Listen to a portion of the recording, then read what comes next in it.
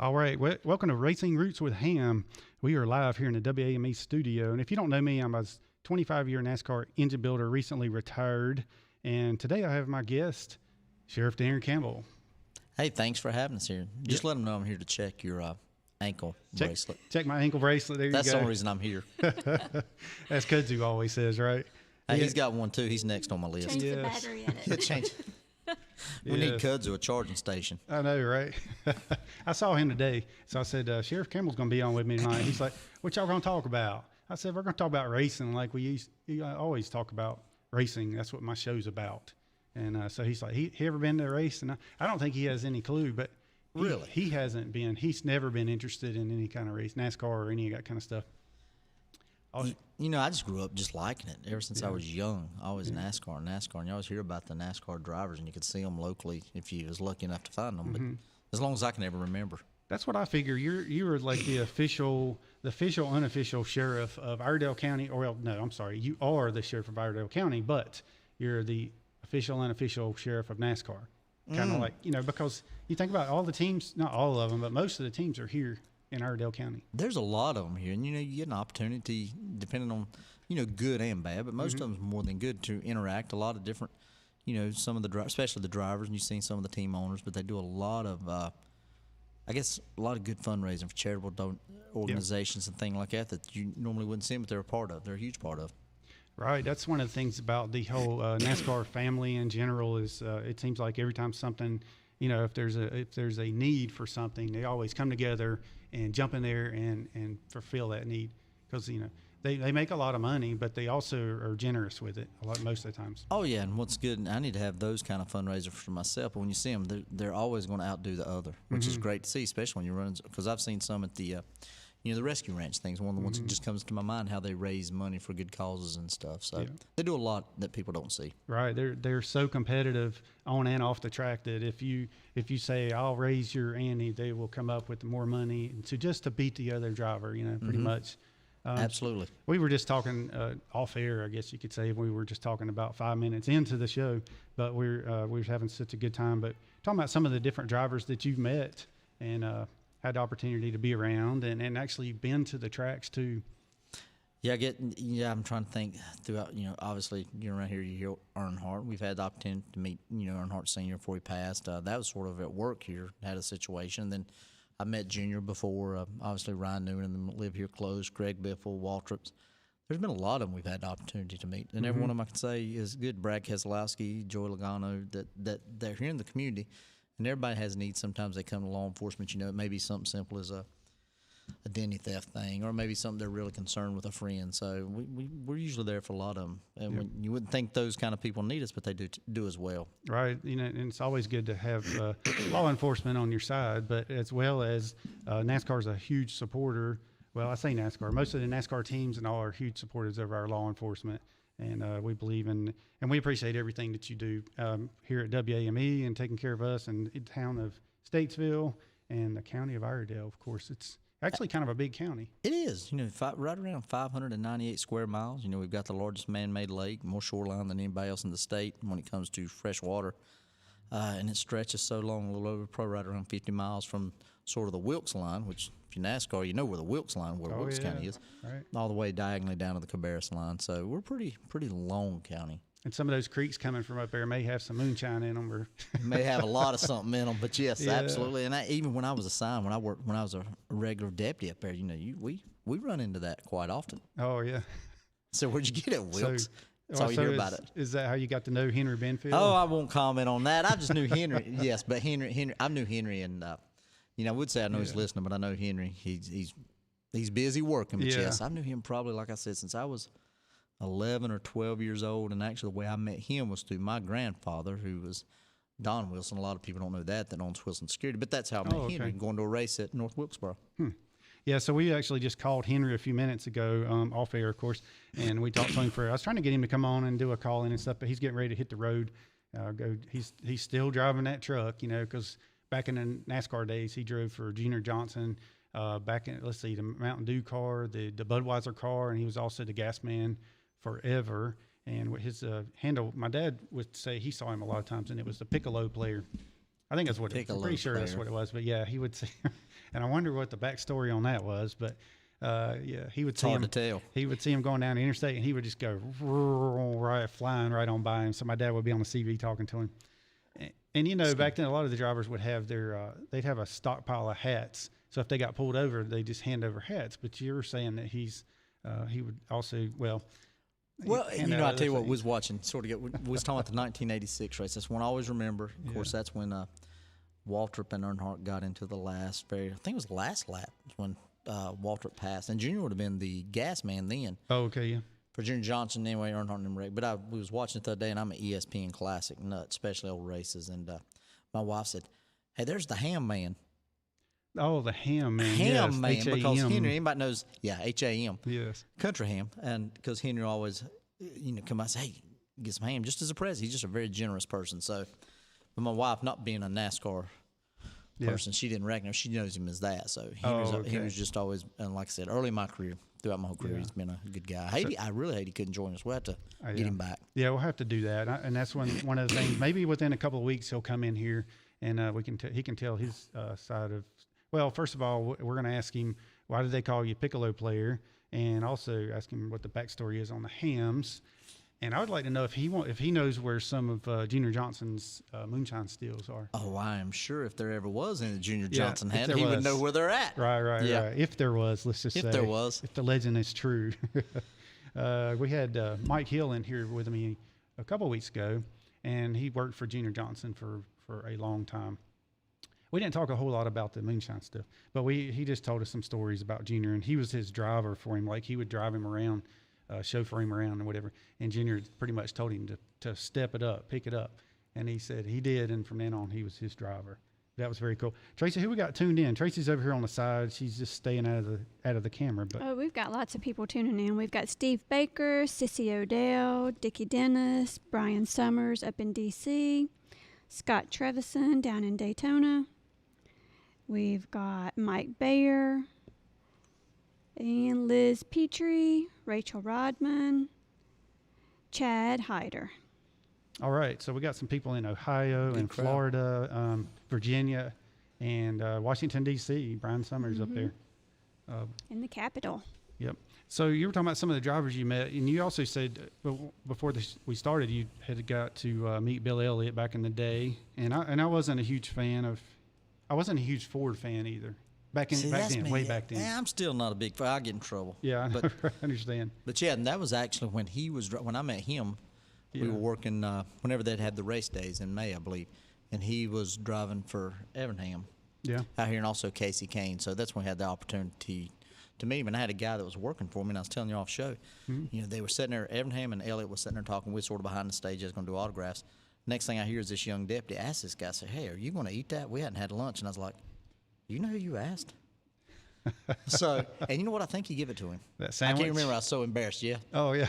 So just some of those little funny stories, but I can remember. Yeah. I can remember out there in at Evernham Motorsports. That's cool, man. And we got Tay Childers tuned in. Tay is a 9-year-old guitar player.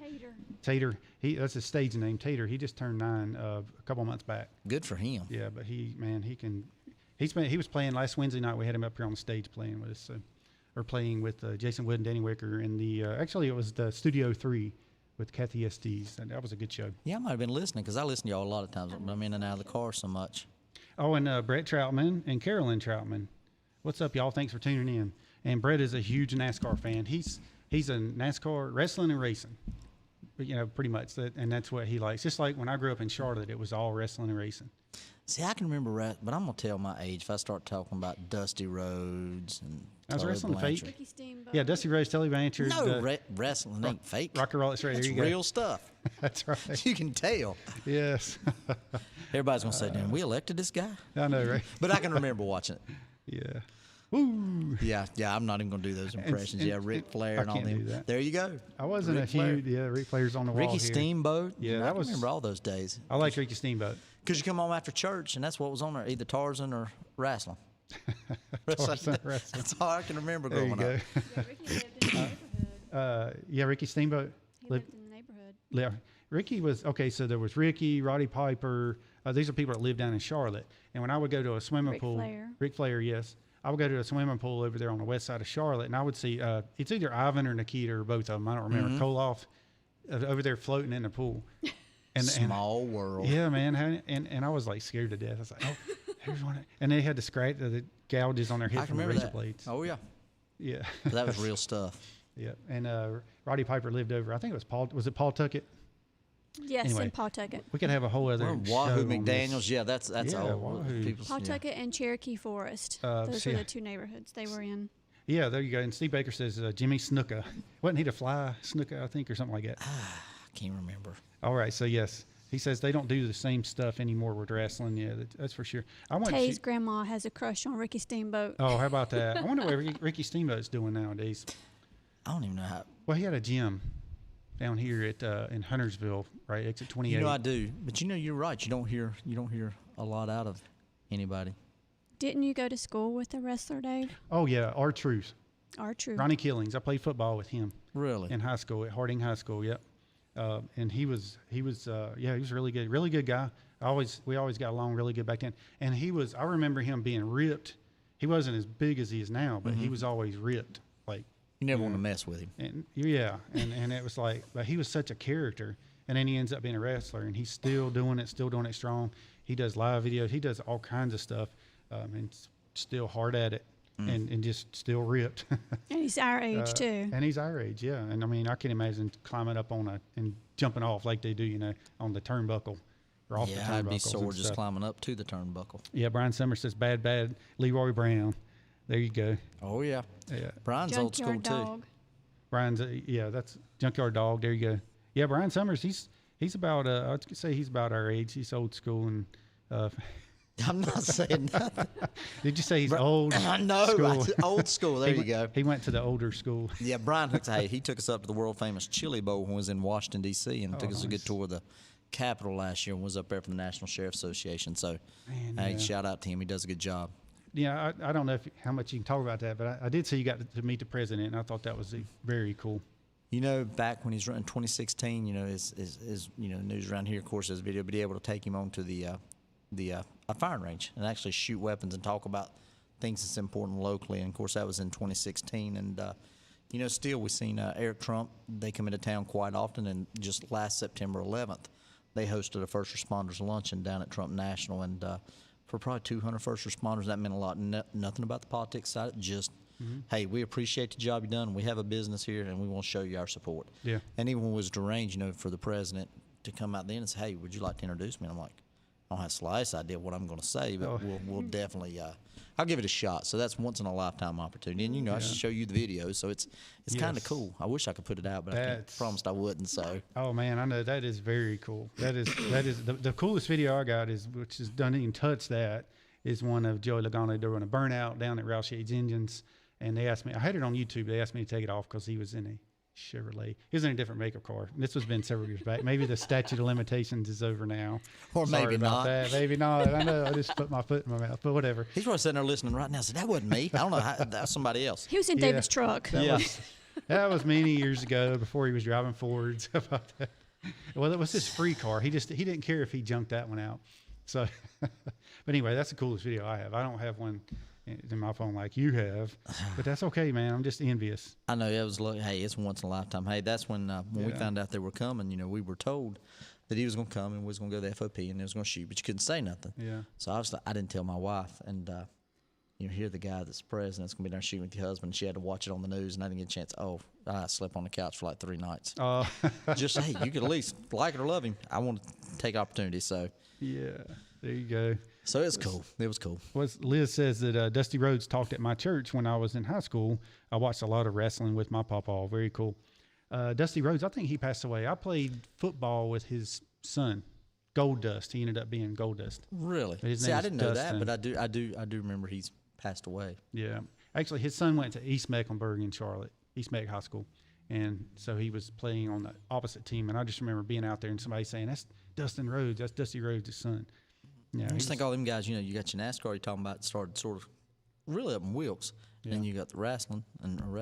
Yeah. Some people call it, just down in Charlotte. Well, things were different when I was a kid. I don't know how it was in Statesville, but I know in Charlotte it was like, you pick up the 4 TV stations and you always had wrestling on there, and you had baseball, but it was usually, I don't know, baseball. And Monday was, Night Football. I can always remember Monday Night Football. Right, yes. But we also you had wrestling on, like you said, every Sunday, I guess it was. And then you had the NASCAR races, which started in 1979 as far as showing them live. We're going to show our age because I can still, yes, that was that was when Carol Yarborough and them got in a fight. It is Donnie and Bobby Allison. But I can still remember going to the neighbors or my dad and them, you know, they'd be sitting in their recliners in the room. Of course, nobody hardly had air conditioning, not that I remember. They had the radios. They was always listening to the radios, the races on the radio before it went live, and I can remember that. Oh, really? Yeah, they just listened to it on the radio. Didn't watch it until, like I say, 79. Yeah, and I remember this was a little bit later, working on a dirt track car and listening to qualifying and all that kind of stuff on 105.7. We would always listen to it. And that was like entertainment for us, you know, between qualifying and your race. It was like you lived every weekend for the race that was coming on. Let's see, Sissy Odell says Johnny Weaver was in law enforcement after wrestling. So the Johnny Weaver role. I didn't know that. I didn't either. I remember him. And Brian Summers, Liz, afterwards, did you serve OJ? There's some kind of joke behind Yeah, that. they're going back and forth on that. So, yes, there you go. Let's see. What other drivers have you met? I mean, you met Ryan Newman, I guess. He's been around. He lives around here. He does, and we go eat lunch usually on Thursday. Sometimes when they're in, time permits, and you see him out and about. So those are some of the most. Brad Keselowski, like I said, you see him, one of the most polite people that you've ever met. Local restaurant, get up and come to you and call you sheriff and then remember your first name. And, when the COVID stuff started, he called and had some concerns about stay-at-home orders and stuff. Oh, yeah. Hey, it's pick up the phone. Just like talking to a person down the street. Very humble. I started to send him a message and tell him you were going to be here and if he wanted to pop in or something, come on in. But I didn't because I was like, it's probably too late to send it to him when I thought about it. But maybe one of these days. Maybe one of these days we'll, and maybe get Newman and some of them to come up here. They're, like I said, they're close. There's a lot of, they're real close to here. Not all of them, but some of them. Yeah. Have you ever, Dickie Dennis is up in Virginia, and we'll talk about him in a minute. He is the infamous fence climber. In 2014 at Richmond Raceway, he climbed up on the fence, and he's been banned for life. Now, is he the first one, really one of the first ones? I guess since he got banned for life as an example. So I guess he was one of the first ones. I believe so, yes. Well, when you said that name and I'm looking, I'm like, that sounds familiar now. Dickie Dennis. Yeah, you probably saw a wanted poster. So he asked a question, has the sheriff ever pulled over a NASCAR driver before or after the races down here? After. I really didn't pull him over as a checking station. They just come through. And I remember the driver, he had come through super cool and said, watch this, and took off, and that's it. Oh, that's it. And with I'm talking about spinning, but it was super cool. Yeah, I got you. Yeah, burnout. And I'll tell you exactly, that had been Earnhardt Sr. It was right after, because when we went out to the airport every night, and when you were at the west side, they come into the Statesville Airport, and I remember he had won Indy. Or whatever, or the Brickyard, I'm sorry. Brickyard, yeah. Brickyard, I'll never forget, I had a guy with me, and he was a dog handler, and I remember Earnhardt coming off and says, listen, if you'll let me drive that car to the end of this runway, I'll give you this jacket. And the other deputy was too chicken. Oh. So we didn't do it. Oh, but super cool. Super cool. He probably had on his black jacket with Dale Earnhardt Incorporated or something on the back. I can't remember that, but I do know that the best I can remember the jacket was why they had it, and maybe that's what it was, but I can remember that because they flew in, so they come in the States where I still remember where the hangar was even till after when he was killed and they brought the body back. Wow. Mm-hmm. Yeah. So Brad is awesome. Rachel Rodman says she's a big Brad Keselowski fan. Probably the biggest Brad fan I've ever seen. And she lives down in Charlotte. She does a lot of stuff with the NASCAR Hall of Fame. Oh, she lives in Concord now. Okay.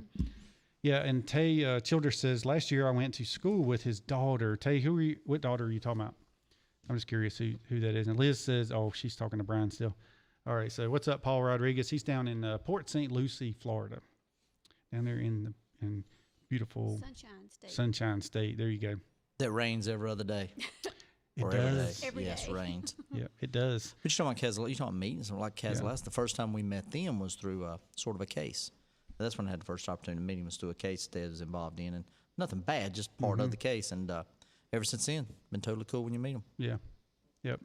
He is a cool guy. He's always thinking. He would come in there and he would look and he'd be really interested in what I had going on with the engine parts and that kind of stuff. And he still is. I think that's the business now. If I'm not mistaken, I don't want 3D printed. I can't remember exactly what it is. Certain parts. Yeah. I just can't remember what all it is. We need to go see it. But I think it's KAM. Maybe it's the name of his business, and it has to do with its machining parts and the 3D stuff, the CNC machines, computer numerically controlled. making all kinds of parts. Kind of like what Doug Yates is doing with the his machine shop over there, but Brad's taking it. And what's good about that is, even let's just say he decided to just get out of NASCAR completely, he still has an income stream from, they can make all kinds of parts for the race cars. And one thing that impressed me today, when they called me, I mean, his big concern was not about that, but it was about his employees, if they can come to work. I mean, that was one of the first conversations we had, was about the employees and what does it mean for them if we go into the lockdown, and where the enforcement side of it, and lots of that was impressive to me, that's what he would ask about. Yeah, I think with his deal, he probably may have been making some parts for the military, and that's kind of a way out as far as, because I know Doug and them were able to get by. They were able to have workers in there. It was considered essential. And they made the face shields. The face shields, that's right. Yes, absolutely. Face shields and military parts. And that was one of the things they spoke about. They got a lot of different contracts, but really is essential when you come down to it, because you've got to have somebody that can manufacture the part and get them to you when you need them. So they can't just stop them and then wait 3 months. Say, hey, we need them now. Right, for sure. Yeah. Tay Childers was saying he went to school with Ryan Newman's daughter. Okay, that makes sense because they live up here in Statesville. Dickie Dennis says, how about that number 4 Ford Mustang? He's kicking some butt. He won again there. So, yep. So Rachel says, I love Brad's patriotism and support for our veterans in America. Why can't we all be that way? That's for sure. That's true. Yeah. It is. Let's see. All right. So Rachel says, oh, thank you. God bless you, fence climber. You're the one who was willing to give it all for us. There you go. I actually had Paying forever, huh? Yeah, he is.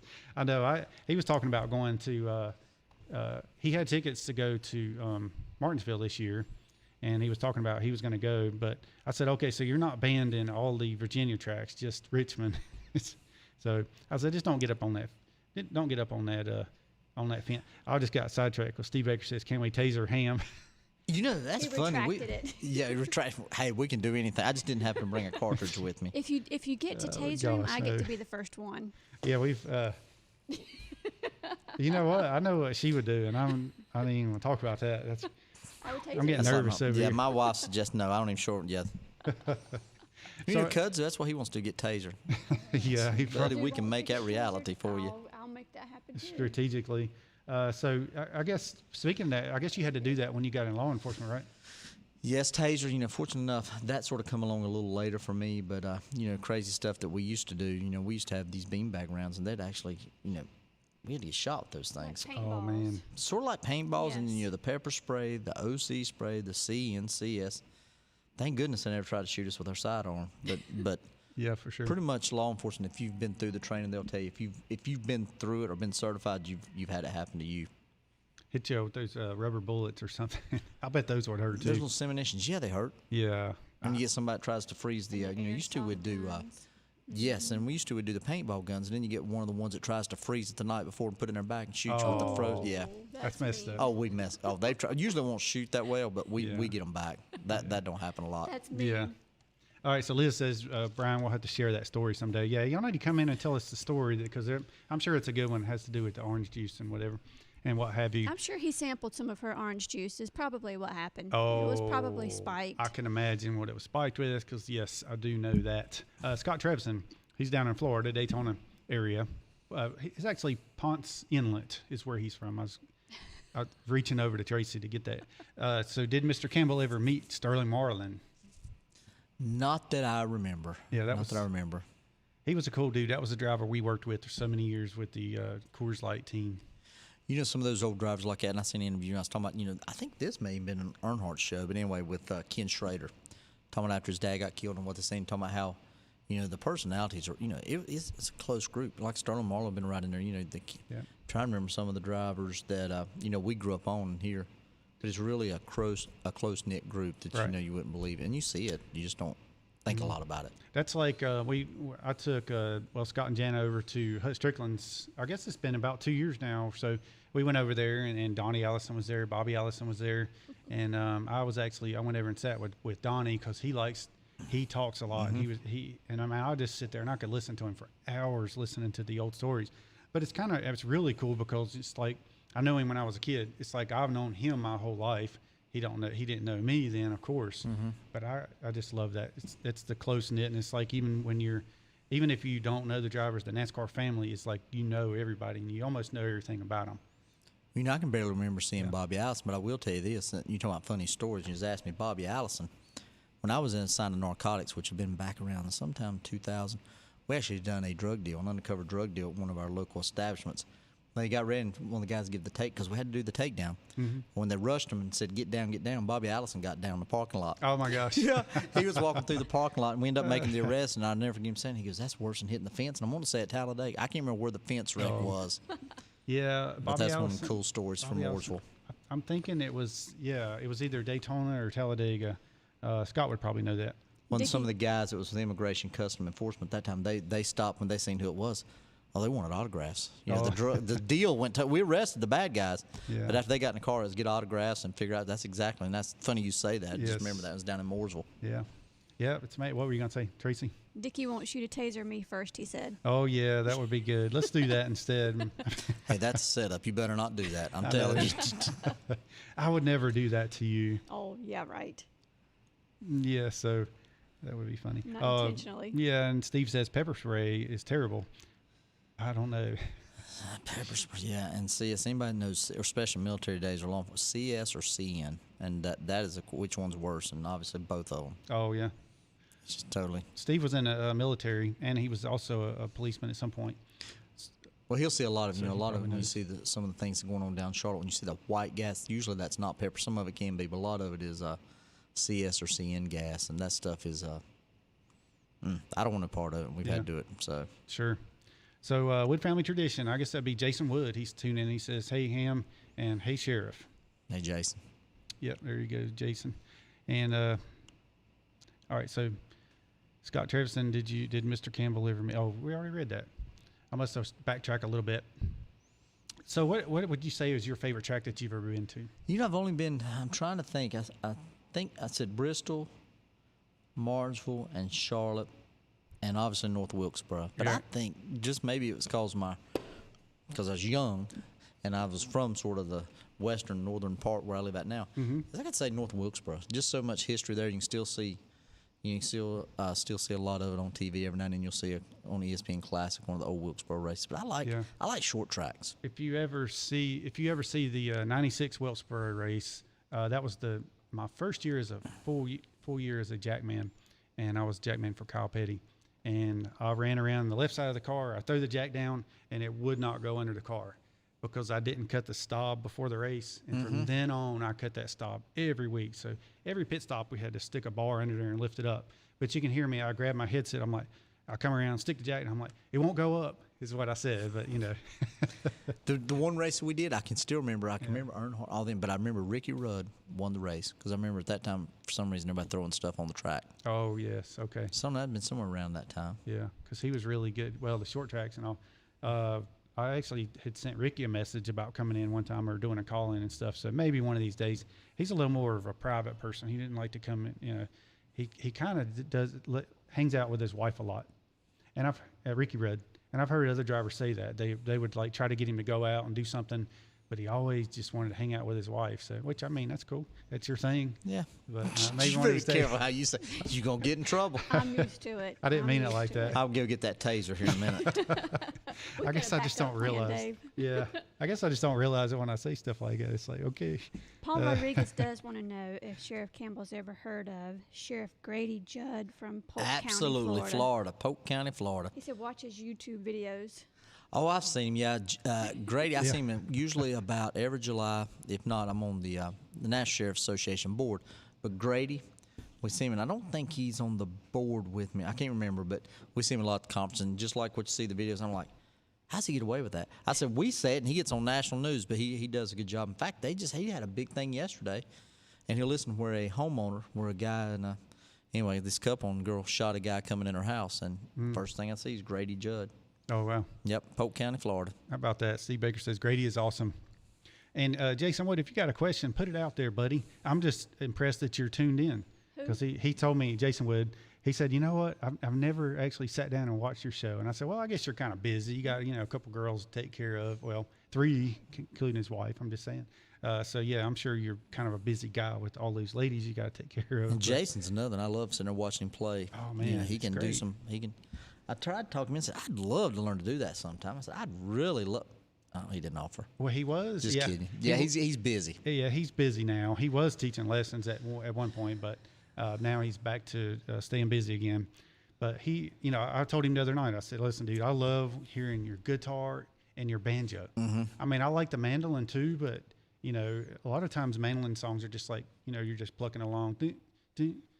But whenever he gets that guitar, he's just like rolling, just. I like getting a And banjo. backwards at that. And I love the banjo. Yeah, and backwards. He plays it upside down, backwards, whatever kind of. Yeah, but he's working on getting me a new banjo, because I got two, but the neck's bent on one. So whatever. I think if I get a really good banjo, I'll play even better. There you go. So, there you go. I absolutely love that sound. He says that he will teach you. He just said it right Really? there, and we got proof right here. I need to screenshot I need to, this. yeah. Yep. Because I listen to him. He's good. Yes, for sure. And Steve says Mandolin Rain and Marty Robbins. I love Marty Robbins too. So Marty Robbins drove in NASCAR for a little while. I didn't. Yep. And I asked the last time I saw the King, Richard Petty, I said, so how was it being around Marty Robbins?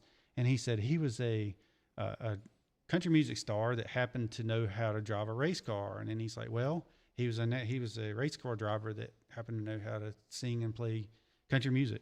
So I guess he was basically saying he's kind of either one. But I would like to have been around and meet Marty Robbins. Oh, yeah. Very cool. And apparently he was a really good race car driver. So Jason says, my question is, when can I ride again? Oh, yeah. He rode with the Ace Team boys. That's some of the aggressive criminal enforcement. So he got the best of both worlds. And it seems like something was going on that night. There they go. So he had an experience with that night. Yeah, they actually did some pulling people over, and I can't remember what happened. Yeah, it seems like something happened. I said, "Oh my," because I can't remember what it was. He was like, "This was fun," but I can't remember what it was. Now he texted me, but I can't remember what it was. Maybe he can tell us the story Jason on can here. tell But us. he said a lot went on that night. LOL.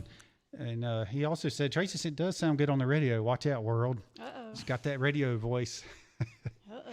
So it's kind of going back to your job now, but what other jobs have you had in the past you first started out? Growing up, obviously, my dad always found something to do at home, but I grew up working on forklifts and diesel engines. Okay, cool. And that's sort of what I grew. That's what my family sort of grew up doing. And then at a local restaurant business, as I got sort of in high school, working some on weekends at the Western Steer, which is now Boxcar. But other than that, then I got into went to college and sort of got into law enforcement at the same time. I've done some spray painting and diesel mechanicing and forklifts. So that's sort of my background there. Okay. And then got into law enforcement. Very cool. I thought the Boxcar Grill, we go there quite often now after church on Saturday nights and such. I thought it looked like it could have been a Western Steer. It was. It was a Western Steer, probably. Oh, Lord, I can't remember. What did you do there? And I was a busboy and a head cook later on down the line. Oh, you worked your way up. Hey, I can still y'all cook them got something sirloin in tips, common. medium, rare, medium. Sirloin, New York strip. Yeah, I almost still remember them numbers. That was David was a many cook. moons ago. Yeah. David cooked as well at Shoney's. See? Yeah, I was. That's when I started. I think everybody. That's a good job to start out at, is to learn how to be a cook, because it's really a hard job. I mean, you're like, And you ain't getting rich doing it. right. You're not, and so you learn a lot about. I think the hardest jobs I've had were when I worked in restaurants, and then when I worked at a dealership. It wasn't too bad, but working in a restaurant and you have to clean up afterwards, you have to do all the prep before, and then sometimes deal with customers. But And I remember when I got hired, $3.35 an hour. $3.35. Yes, Wow. I remember getting $3.35 an hour at my I first remember job. that. How about that? I think I was $6. Well, when I worked at Carowinds, I don't remember what it was, but it was somewhere around $5 something, I think. Then I went to Shoney's and I was making $6 an hour, and then the general manager came in and he gave me a 50-cent an hour raise. I was a line cook, so I went up to $6.50. So anyway, Big time. I know if people say, "What time show start?" I said, "You need to go back and watch YouTube. We're already going." That's right. Yes. Jason Wood says the hardest job I've ever had was working at Hamscapes. I had him working with me not too long ago, mowing grass. Yeah, keep him busy. Oh yeah, he was keeping busy. He loved it though. He'd get out there and he would just mow. He only ran over one rock. Oh yeah, well that was another For story. a big rock. A big rock. Yeah, he kind of broke one of my mowers. But it's okay. I think the blade fell off Love you, of it Jason. eventually. Before he even parked it on the truck, the blade was sitting there on the ground. Just remember, it could always be worse. Oh, Exactly. absolutely. It was fixable. Of course, I joked with him about it, but yeah, there ain't no problem at all. fixed it right up and got it back on the road. And he did a good job there, really good. So Paul says, Shoney's, what the heck is scrapple? I don't know. Is that what you just clean off the grill after you cook the burgers and such? I think. Scrapple is a meat, Dave. I think. That's what we call, I think, and I'll probably get corrected. And you can ask this. This is a good question. I think that's what they call liver mush. Oh, north, I yes. think. It is a different version of it. North I of believe. the Mason-Dixon line, I think. Yeah, up north. And Steve's he's in Virginia, but I'm not sure if that's where I think that's what they call it. I think it's probably what we call liver mush. I think it's the leftovers. Or liver pudding. Yeah, Yes, liver liver pudding. pudding. Now, that Liver just, I'd rather mush. call it liver mush. I can't I do too. liver pudding. I could eat it raw or cooked Debatable. with Duke's mayonnaise on white bread. See, I'm not a mayonnaise person. Yeah, Kudzy's not either. He hates I'm just not. So I like to talk about it in front of him because he doesn't like mayonnaise at all. He says it tastes like feet. I'm like, how does feet How taste? do you know what feet taste? Right. Yeah. Yeah, but scrapple, I believe, is like pig lips and all the leftover stuff, Yes, like Tracy it's said. Leftovers. Well, if you ever seen them make liver mush or liver pudding, whatever, that's basically, that's what it is, neck up, and that's what it is. Right, yes. Mm-hmm. So I worked at Carowinds, too. I worked at the Grub Steak. Really? So I cooked hamburgers, flip burgers, and corn dogs, and ran the register and all that kind of stuff. You did have it tough down there. That was an interesting job. I was 16, and I drive 30 minutes to work down at Carowinds because I lived out beside the airport, right near where the Home and Moody shop was. Right here's my Home and Moody shirt as a kid. So Homeless and muddy, his dad says. yeah, homeless and muddy. That's right, because them guys worked a lot of hours. Her dad worked out there at Home and Moody, and he worked for Harry Gant later on. And her grandfather worked at Home and Moody's back in the 60s, 63 to 71, something like that. Really? Yep, sure You did. talking about Harry Gant? You still and we seen, the last time I seen him was with Newman. Was at an eating place. That's the last time I seen Harry Gant. So I know he used to drive whenever I was working on forklifts. You go through Taylorsville and you go right by his house there on the left. So Okay. I think But he's you don't see still a lot of in them. Taylorsville because we saw him at the concert. Yeah, it was a Marty Stewart concert. Marty Stewart and his Fabulous Superlatives, something like that. And he was there for the concert. that's cool. Yep, and he comes down to Tilly's about once a year. Him and Kyle Petty comes down too, or comes up from Pineville. And who I else can was still there? remember that Skull Bandit number 33 car. I can still remember that. Oh yeah, the Skull Bandit. That was and we'll talk about this in a second, the movies. But let's see, Buddy Parrott, he would come out to there, and Donnie Ellison. They would. So anyway, they would come over to Tilly's when they have their yearly event. Her dad worked with all the the Smokey and the Bandit movies. He built the car. Really, He one built of my those. all-time favorite smoke. In fact, it was on the other night on CMT 1, 2, and 3, and I told the kid, I said, y'all got to watch it. It just has to be the edited version. Yes. Oh yeah. Yeah, but it's Jackie Gleason and Jerry Reed. You can't get no better. Right. Yes. Yeah. So her dad built the cars, or helped build the cars, or did something like that, because he worked for Harry Modified Gant, of some sort. Yeah. Hal Needham, and Harry Yes. Gant, that team. See, I can always remember seeing that around town, the Howley and the Skull Bandit, and the little bandit thing. Mm-hmm. And then Stroker Ace. Oh yeah, Stroke Race. So, and I was kind of curious if you ever have you ever thought about working in a NASCAR team? And if, let's just say you haven't, but if you did, what team would you had like to work for? Not necessarily I have to be don't know. now, but back in the day. Oh, And what position would you do? Yeah. oh, driving for sure. But Driver. yeah, that's what I'd want to do. Yes. I don't know. You hear a lot about Hendricks, and you hear a lot about them, and I'm trying to remember. And it's just I should know this right off the top of my hand. Austin Dillon's Yeah. Childress. Childress, Richard Childress Richard out there. Childress Racing, and Yeah. That would be you hear a good one. lot about. I mean, there's just so many names from those school, but I think you'd go back more historic names. Wood Oh, Brothers. yeah. The Wood Brothers. I just think Yes. those are cool, man, because you hear so much about it and what they. You can't watch nothing without hearing about them. Even Right. today, racing, you still hear about them. Yeah, for sure. So I think that'd be cool. Yeah, and I say driver, but I don't know. I don't know what I'd want to do. But it's a different time. I mean, if you look, when you look on some of those old races, and Henry can be the first one to tell you about it. Some of them guys wearing jeans and a button-up shirt, a rag in their pocket. I mean, it's not like what you see today. Right. And, it's so different. Rules was a lot less. And you're talking about the Wood Brothers. They actually started wearing those white pit crew uniforms, and they had their distinguished patch. And they had that patch because the other people started wearing the same uniform, and they wanted to make sure that they stood out. And I ordered a hat a couple years ago that had that same patch on it. But then they did the fast pit stops. They kind of like pioneered that. Started going. Mm-hmm.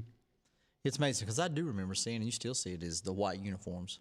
Yeah. Them white uniforms. So, but a lot of it changed from the time you're watching. But I'd much rather watch, and I still like the to watch the races now when you see them. But I love the old races, the strategies, the bumping, the hitting, the wrecking, the rivalries. I mean, it was just cool. Not as many restrictions. Not as many restrictions, and you know, it was a lot different. And these guys, I'm sure, would be just as tough. But you know, I mean, listen, I confess it. I watched it. I like to see who won, but I really like to see the wrecks.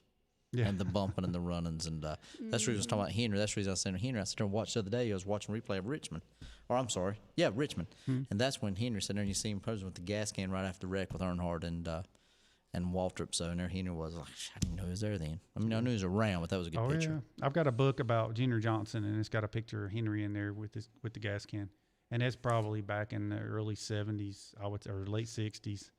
If you ever get Henry to show you off, he's got some cool stuff.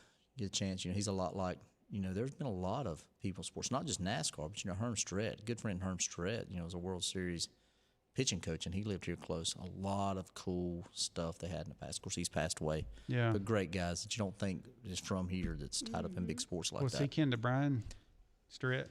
It seems like I remember hearing. Probably would have been. Yeah. And I knew, and there's another one I remember when I was young, and I mean young, Herm run for sheriff. Oh. And why I was there, I don't know, but I'll never forget it. They used to put signs up like tomato steaks. And it was like a road off, I want to say it's Turnersburg Highway. And there again, my grandpa said, go put that sign over on the other side of the road. I'm like, it's 4 lanes of traffic. And I can remember him saying, run fast. Yeah. So that's, you know, but a lot of famous people that you hear, you know, that's local from, well, you talking about Earnhardt. I mean, Kannapolis, but they're still from Mooresville. Mm-hmm. Yeah, go play Frogger kind of thing, right? Oh, yeah. Just hurry up. Yeah. You're talking about Henry. We were going to trying to get him to call in, but he, I guess he was going to be on the road. And I know Jana talked to him earlier today, Scott's wife, and she was asking him about, don't you have one of those Bluetooth things or the headset or whatever? And he didn't want to mess his hair up, you know. Henry. If you go in there and Google Henry, you'll see that same hair is just, I can absolutely believe that. Yeah, and also, I don't know if Major Hamby said he was going to be tuned in. I keep wanting to say Captain Hamby. Major. But Major. Yeah. And I meant to shout Bill's a big old guy. Was in there, you talking about Smokey and the Bandit. I said there, you know, Matt. Now it's Captain Burleson. Now Matt's about like that tall, 5'2". Well, Bill's like 6 foot. Yes. 6. Yeah. Well, you know, he's talking Smokey and the Bandit, and I was going to describe him here. Big E and Little E, Enos Burdett from Smokey and the Bandit. Mm-hmm. Big E and Little E. So that's the way they look. Of course, they're going to kill me tomorrow, but that's exactly the way it reminded me of. And the Danny DeVito and Arnold Schwarzenegger movie, was it Twins? Twins, yes. Yes. Yes. I've used that one a lot when I get around sort of people. So Neil Johnson from Swimming Pool and Spa sent me a picture of Harry Gant, and he's got a signed copy of that car, that 33 car you were talking about. Man, that's cool. Mm-hmm. That's cool. I mean, that was one of the best all-time looking cars. It just looks good, the green and the white. There you go. And the Bandit on the hood.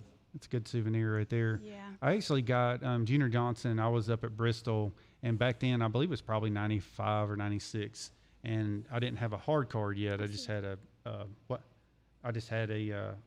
ticket to sign in and all that, and I got Junior Johnson to sign it and sign the back of it, and I gave that to my dad. I put it in a frame for him because my dad was a big Junior Johnson fan back in the 60s when I thought it was the white number 3 that he drove. That's cool. Yeah, my dad was at the racetrack whenever Fireball Roberts got into his big wreck at Charlotte. And see, my grandfather was. I can remember hearing a story that was been, 63? 63 or 60, I believe it was. 63, I can remember 64. telling the story, and, you know, of course, you watched it on TV, but my dad was a big NASCAR person, too. A lot of especially the models and the die-cast stuff, a lot of that stuff that they had, but yeah, I can still remember that, and I still remember him because he said, hey, I was at that race, and this is my grandfather, and which coincidentally one Henry knows. That's how I got to know him. So, was your grandfather from here too? From Belmont, but ended up starting a business here in like 19. Yeah, fought was in World War II. Was in the Navy, then got out, and then at that time re-enlisted, jumping out of airplanes, and married my grandmother, which was from Sharon School Road, and stayed here ever since. About that, because my grandfather worked down there in Belmont. It was something trucking company, Acres, I think. Acres. Mm-hmm. That's who my grandfather worked for as well. It's just a small world. Yes. Yeah. David and I went to elementary school together. Our grandfathers worked for the same company, and a lot of similarities. Yeah, we went to elementary school right there on right off of 16, basically in between 16 and Freedom Drive. down in Charlotte, of course. I'm sure it's changed a lot from when y'all were there now. Oh yeah. Well, that school has a barbed wire fence. It has barbed wire around the top of the fence. It's some kind of I correctional. think it was a facility probation correctional facility where it used to several be years ago. elementary school back in the day. So yeah, small world. But I spent a lot of time in Belmont because I lived just across the river. Well, that's where they're all from, and then you come up here, so that's sort of where he's from. But you're talking about Henry. You get Henry in here, he'll be able to tell you a lot of stories, Yeah, we'll have to which do is that. kind of scary. We'll have to have you come back in here with him and join in on these conversations because I'm sure some of his we're stretching the limits of. Oh, me. Well, I'll just go ahead. The first time, well, I knew Henry, but really the first time I had been around, went to the North Wilkesboro. And you heard me tell about North Wilkesboro race. We met outside because, had to find parking. You just walked in. I remember seeing the troopers and I remember seeing the police. And I was little, 12 years old. I'll never forget, say, hey, listen, carry this. Just get it, walk across the track, and go down in the pits. And I remember carrying one big cardboard box with something in it.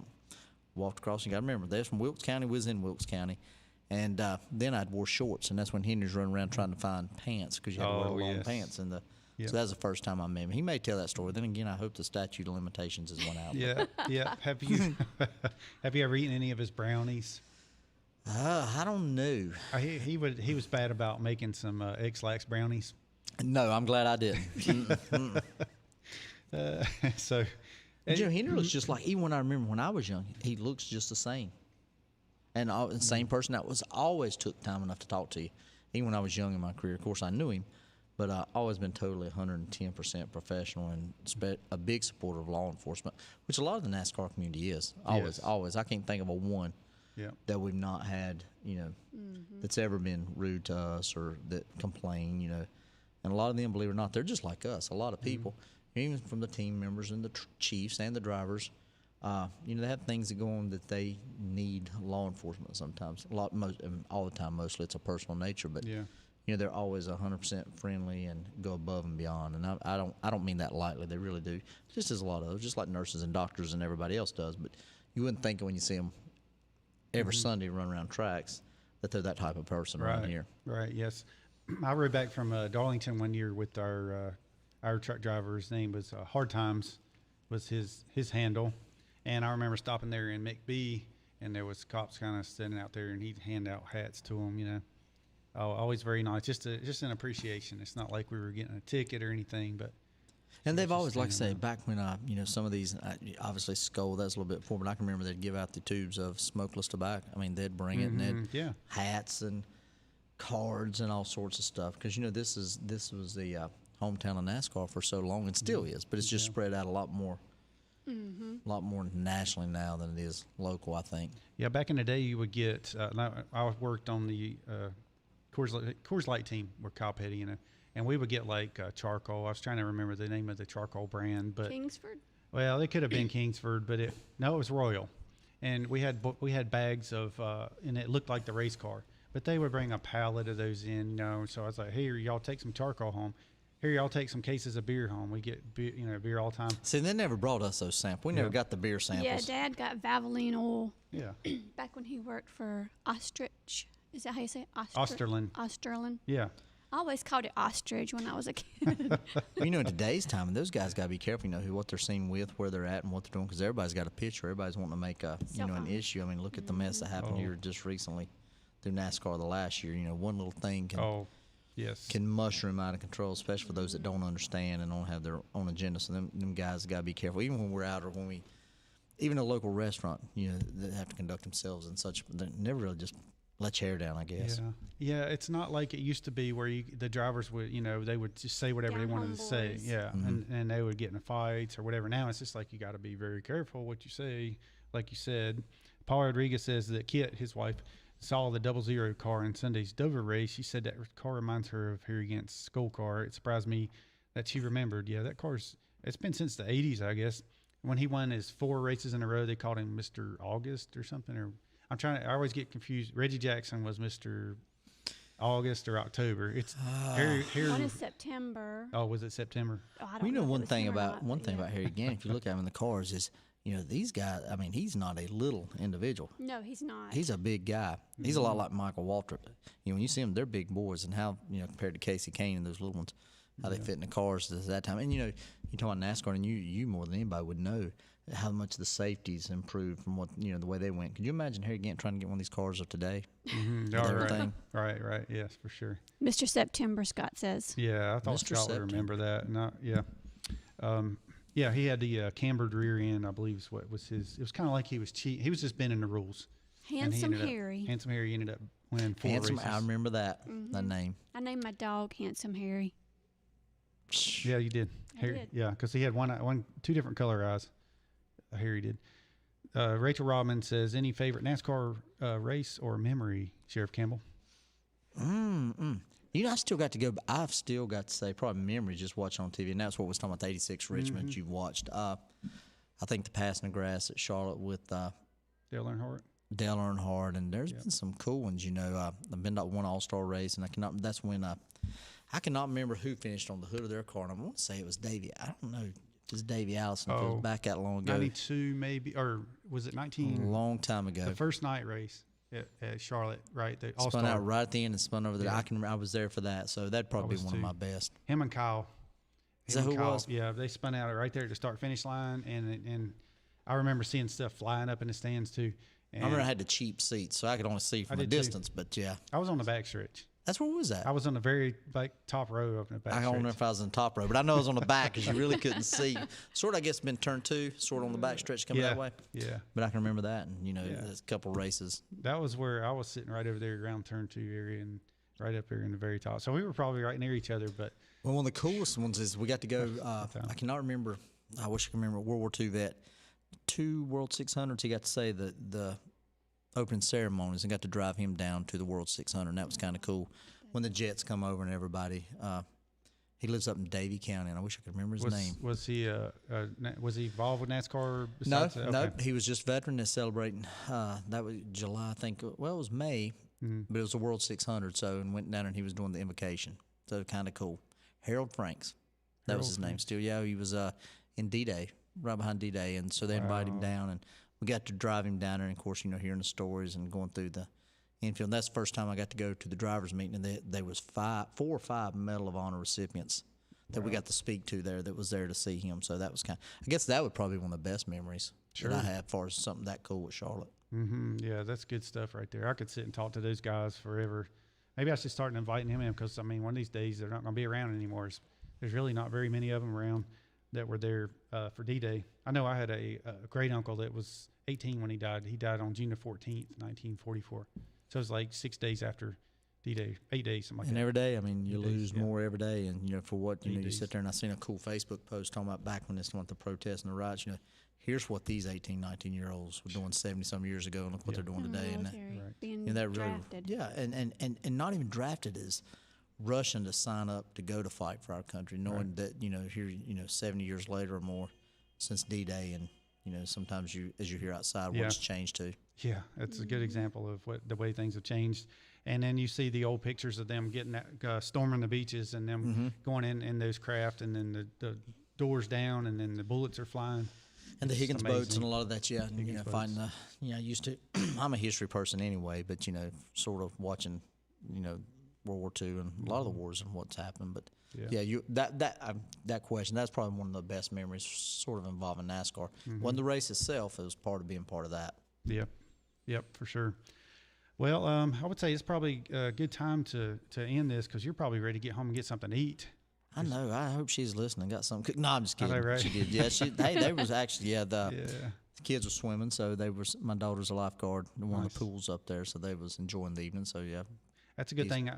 It's always important to have your kid, or teach your kids how to swim. Very important. Absolutely.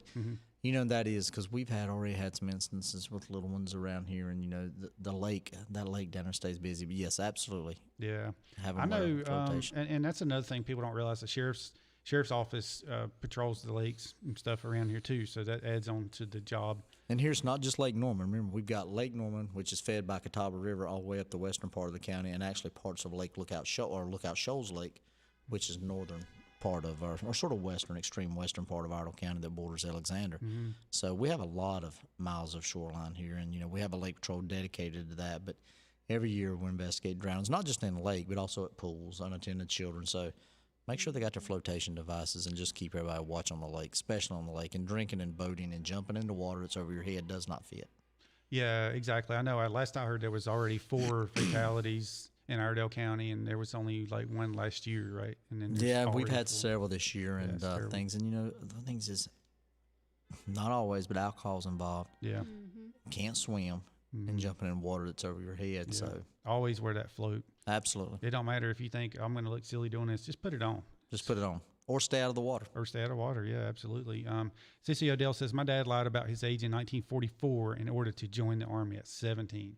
That's a different generation right there. Man, that's unbelievable. Yeah. I mean, knowing what, because you got to remember, they wasn't, let's see, 30 some odd years out of World War One, so most of them knew, or at least their parents could tell them what they were facing. Yeah. And they still showed up in droves after Pearl Harbor was bombed, and they Roosevelt declared. But anyway, show up to go fight for your country, and we just don't. And listen, there's a lot of them out there now that does it, and we see them, and we hire a lot of them that's got out of the military, but it's not like it was in. The ones that's fighting is definitely there, but it's not overall as a country to go jump and say, hey, I want to defend it. And that's one of the things we've always got. Pride. It is. It is. Yep. Rachel says, thank you, Sheriff Campbell. It was an honor to get to speak with you tonight. Thank you for what you do for America and Americans. Yes. Hey, thank you very much. That means the world. I appreciate second it. that. And thank you for all those who work with you too. Absolutely. Like Major Hamby.